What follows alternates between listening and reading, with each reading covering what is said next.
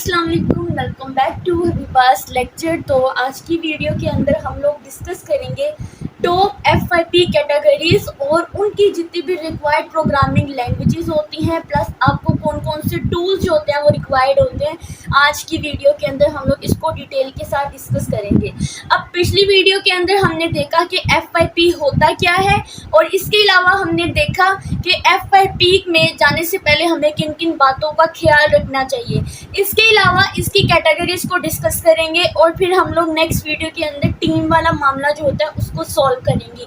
क्योंकि कुछ बच्चों के जो क्वेश्चन थे, जो मुझे व्हाट्सएप पे डिफरेंट किस्म के क्वेश्चन पूछ रहे थे और कुछ ईमेल्स पर भी, तो क्वेश्चन ये पूछ रहे थे कि क्या टीम मेंबर जो होते हैं मतलब इससे रेलिवेंट, तो लेकिन मैं आपको उसी नेक्स्ट वीडियो के अंदर ही टीम वाला डिटेल के साथ डिस्कस करूंगी और ये भी बताऊंगी कि कोलैबोरेशन करने के लिए आपको कौन सा टूल चाहिए होता है। तो हम लोग डिस्कस कर लेते हैं FYP कैटेगरीज और उनकी रिक्वायर्ड प्रोग्रामिंग लैंग्वेजेस के बारे में, ताकि आप अपना प्रोजेक्ट स्टार्ट करने से पहले अपने जितने भी सॉफ्टवेयर्स होते हैं आप उनको इंस्टॉल करना स्टार्ट कर दें। तो चलिए हम लोग डिस्कस करते हैं। सबसे पहले जो कैटेगरी आती है जो टॉप ट्रेंडिंग पर भी है, और अगर जिसको इसके बारे में स्किल्स पता है, जिसको ये स्किल्स आती हैं, देन उसके लिए ये प्रोग्रामिंग लैंग्वेज सीखना और ये कैटेगरी का जो प्रोजेक्ट होता है उसको चूज़ करना उसके लिए सबसे बेस्ट ऑप्शन होती है, और वो है हमारे पास AI एंड मशीन लर्निंग। सबसे पहली कैटेगरी में ये आता है और ये बहुत इंपॉर्टेंट भी है और इसके आपको ज़्यादा मार्क्स भी मिलते हैं।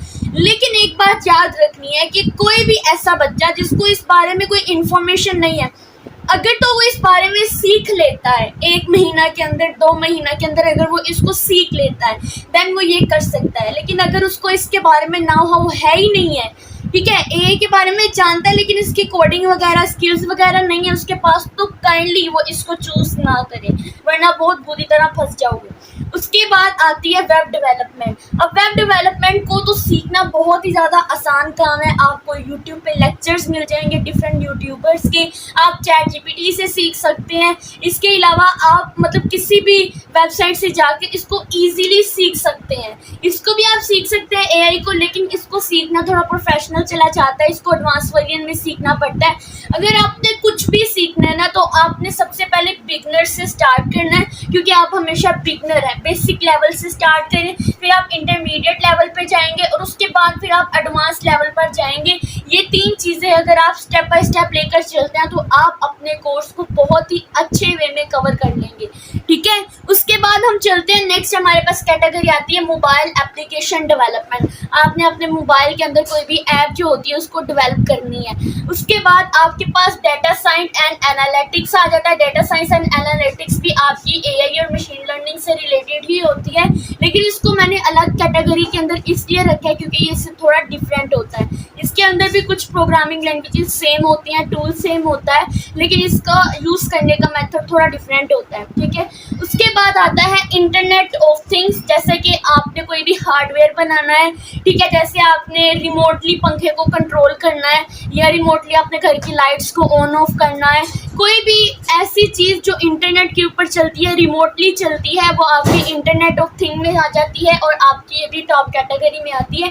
ये भी प्रोजेक्ट जो होता है टॉप ट्रेंडिंग होते हैं और इन प्रोजेक्ट को भी आपने ज़रूर जो होता है वो ट्राई करना है, ठीक है। इसके भी आपको बहुत मार्क्स मिलते हैं IOT के। उसके बाद ब्लॉकचेन आती है। ये भी ज़्यादातर तो बच्चे इसको चूज़ नहीं करते हैं, लेकिन कोई कोई होता है इसको चूज़ करता है। ये भी पाइथन लैंग्वेज में ही इसको आता है, लेकिन ये इसको मैंने लास्ट पे इसलिए रखा है क्योंकि इसको बहुत ही कम जो होता है वो चूज़ किया जाता है। लेकिन अगर आप इसको भी करेंगे तब भी आपको ज़्यादा मार्क्स मिलेंगे। अब मोबाइल एप्लीकेशन डेवलपमेंट और वेब टेक्नोलॉजी डेवलपमेंट की अगर मार्क्स की बात करते हैं तो मोबाइल ऐप वालों को मार्क्स मिल जाते हैं अगर वो इसके अंदर AI को भी इंक्लूड करते हैं या उनकी ऐप जो होती है थोड़ी प्रोफेशनल होती है, ठीक है।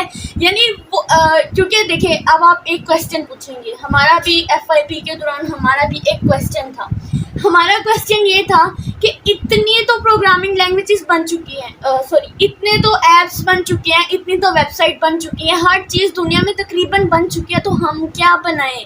तो भाई आपको ये तो नहीं कहा जाता है कि आप वाकई में कुछ अलग ही लें। हाँ, जिन बच्चों के जहन में लगता है कि ये आज तक कभी भी डेवलप नहीं हुआ और हम करेंगे, तो वो इसको कर सकते हैं। लेकिन अगर आप देखें, अगर आप लोगों ने किसी और का आइडिया लेना है। जैसे अगर मैं बात करती हूँ कि मैंने अपनी ऐप बनाई है इनोवेट IT जोन, और मैंने इसका आइडिया जो है, एक तो मैंने अपने यूट्यूब चैनल के लिए, क्योंकि मेरा चैनल है और इससे रिलेटेड था और इस वजह से मुझे मार्क्स भी मिल गए, ठीक है। और दूसरा ये था कि मेरे पास स्टूडेंट भी थे, मेरे पास रीज़न ये था कि स्टूडेंट को नोट्स चाहिए होता है, तो सब कुछ उनको मेरी ऐप के अंदर ही मिल जाएगा। और तीसरी जो मेरी ये थी कि मैंने जो यूडेमी होता है और इस तरह की और भी बहुत सारी ऐप्स होती हैं, ठीक है, मैंने उन ऐप्स को देखकर, जैसे गीक फॉर गीक्स होती हैं, W3 स्कूल ऐप्स होती हैं, इनसे इंस्पायर्ड होकर, ठीक है, इनसे इंस्पायर्ड होकर मैंने अपनी ऐप बनाई है। और लेकिन क्या हुआ कि जो उनके अंदर फीचर्स हैं, मेरी ऐप में काम तो वही होगा, लेकिन मेरी ऐप के फीचर्स चेंज है, ठीक है। थोड़ा मेरी ऐप के अंदर गेमिंग स्टाइल भी है, लाइक उसके अंदर मैंने क्विज़ेस भी ऐड किए हैं, उसमें मैंने लॉकिंग एंड अनलॉकिंग वाला सिस्टम भी रखा है, जिसमें अगर आप बेसिक लेवल वाले कोर्स पढ़ लेते हैं तो इंटरमीडिएट लेवल जो होता है उसको अनलॉक करने के लिए आपको बेसिक लेवल जो होता है उसको उसका क्विज़ भी कंप्लीट करना पड़ेगा। क्विज़ में अगर आपके 60% से ज़्यादा मार्क्स आते हैं तो देन आपका ये लेवल अनलॉक हो जाएगा, ठीक है। मैं अपनी ऐप को बहुत जल्द इसकी एक वीडियो बनाने वाली हूँ, इसके UI की, UX की, इसकी फंक्शनैलिटी की, ठीक है, पूरा स्क्रीन रिकॉर्ड करके, ताकि आप भी देखेंगे कि मेरी ऐप दूसरों से कैसे डिफरेंट है। तो ये होती है डिफरेंट कैटेगरीज की। अब हम स्टार्ट करते हैं AI से, मशीन लर्निंग से। इनकी प्रोग्रामिंग लैंग्वेजेस कौन कौन सी हैं, फिर हम वेब डेवलपमेंट देखेंगे, इनके लिए आपको कौन सी प्रोग्रामिंग लैंग्वेज रिक्वायर्ड होती है, फिर हम मोबाइल ऐप देखेंगे, डेटा साइंस, हर एक के लिए हम लोग देखेंगे। अच्छा, एक और कैटेगरी आपने याद रखनी है, जिसमें आता है कि आपने, जैसे कि ये है ना, आप गेमिंग में भी आप जा सकते हैं, मोबाइल ऐप बनाए, उसमें कोई गेम आप डेवलप कर सकते हैं, वेब ऐप बना के कोई गेमिंग वाला ले सकते हैं, गेमिंग वाले को भी मार्क्स मिल जाते हैं, ठीक है, क्योंकि अगर वो कोई नई गेम लाना चाहता है या अगर किसी भी ओल्ड गेम से इंस्पायर्ड हुआ है तो उसके अंदर अपने फीचर्स ऐड करना चाहता है तो वो भी आप कर सकते हैं, ठीक है। और भी बहुत सारी होती है कैटेगरीज, लेकिन मेनली ये क्योंकि आपने अपने कोर्स के दौरान पढ़ी है, अपने फर्स्ट सेमेस्टर से लास्ट सेमेस्टर में आप लोग ये चीज़ें पढ़ते हो, इसलिए आपको इन कैटेगरीज का पता होना जो है वो ज़रूरी होता है। अब हम देखेंगे कौन कौन सी प्रोग्रामिंग लैंग्वेजेस एंड टूल जो है वो रिक्वायर्ड होते हैं आपकी जो भी प्रोजेक्ट होते हैं उसके लिए। अगर आप लोग AI बेस्ड प्रोजेक्ट कर रहे हैं तो सबसे कॉमन और मेन, अब सबसे पहले हम मेन से बात करेंगे, तो आपको जो मेन लैंग्वेज सीखनी है विच इज़ द पाइथन, ठीक है। उसके बाद आपको कुछ लाइब्रेरीज सीखनी पड़ेंगी, कुछ लाइब्रेरीज आपको इंस्टॉल भी करनी पड़ेंगी, जैसे एक पानस लाइब्रेरी होती है, साइकिट टूल जो लर्न होता है आप उसको करेंगे, टेंसर फ्लो कर सकते हैं, केरास कर सकते हैं। ये वो लैंग्वेजेस होती हैं, टूल्स होते हैं जो आपको आपकी AI और मशीन लर्निंग के लिए रिक्वायर्ड होती हैं। उसके बाद हम वेब डेवलपमेंट की बात करेंगे, तो सबसे जो बेसिक होती है वेब डेवलपमेंट के लिए वो 3 होती हैं। एक होता है हमारे पास HTML, एक होता है हमारे पास CSS एंड एक होता है हमारे पास जावास्क्रिप्ट, ठीक है। और इसके अलावा फर्दर जो आपको front end and back and के लिए आप React.js भी यूज़ कर सकते हैं, PHP भी यूज़ कर सकते हैं, Node.js भी यूज़ कर सकते हैं, आप Python Flask भी यूज़ कर सकते हैं। इसके अलावा अगर आप इसके डेटाबेस की बात करते हैं तो डेटाबेस के लिए आप MySQL भी यूज़ कर सकते हैं और MongoDB भी यूज़ कर सकते हैं। इसके अलावा वेब डेवलपमेंट की बात करें तो इसके लिए आपको सिंपल जो सीखना है ना वो जावा सीखनी पड़ेगी, क्योंकि XML जो है ना वो बहुत ही कॉमन है। XML का सिर्फ एक दिन में ही आप सीख जाएंगे। आपको जावा, XML, अगर आप चाहते हैं कि आप क्रॉस प्लेटफॉर्म के लिए मोबाइल ऐप बनाएं, जैसे कि अगर आपकी जो ऐप है वो आपकी एंड्रॉयड मोबाइल जो एंड्रॉयड होता है उस पर भी चले, मैक जो होता है आपका आईफोन होता है उस पर भी चले, तो आप इसके लिए क्या करोगे, आप इसके लिए फ्लटर जो होता है वो यूज़ करेंगे, ठीक है। फ्लटर जो होता है, जैसे हम अगर ऐप डेवलपमेंट की बात करें, हम इसके लिए एंड्रॉयड स्टूडियो यूज़ करते हैं, ठीक है, हम उसमें फ्लटर लैंग्वेज होते हैं वो भी यूज़ कर सकते हैं। इसके अलावा हम लोग डेटाबेस के लिए इसमें मोस्टली फायरबेस यूज़ करेंगे या SQL लाइट का यूज़ करेंगे।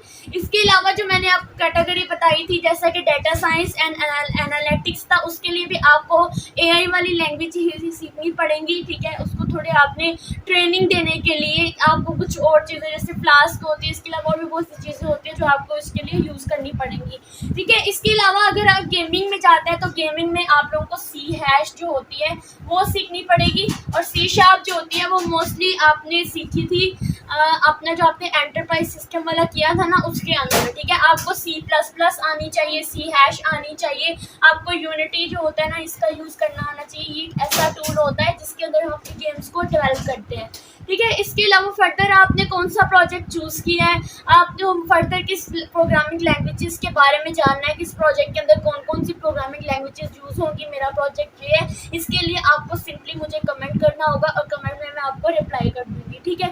इसके अलावा नेक्स्ट वीडियो के अंदर हम लोग टीम्स के बारे में डिस्कस करेंगे कि टीम्स में क्या क्या कम्प्लेक्सिटी आती है, क्या क्या प्रॉब्लम्स आती हैं, अपने एक्सपीरियंस से हर चीज़ क्लियर करूँगी, ठीक है। तो वीडियो अच्छी लगी हो वीडियो को लाइक करें और चैनल को सब्सक्राइब करें। मिलते हैं अपने नेक्स्ट वीडियो के